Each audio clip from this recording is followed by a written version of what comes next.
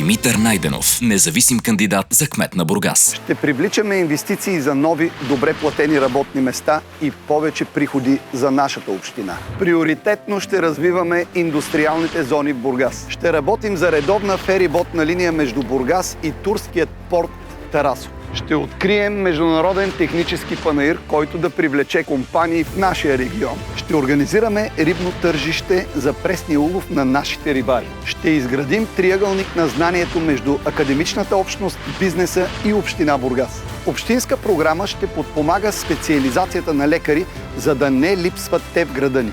Единна мониторингова мрежа ще следи за чистотата на въздуха и водите в Бургас и акваторията. Бургас е запазена марка в културата на България. Ще поощряваме културното обогатяване на младите в Бургас.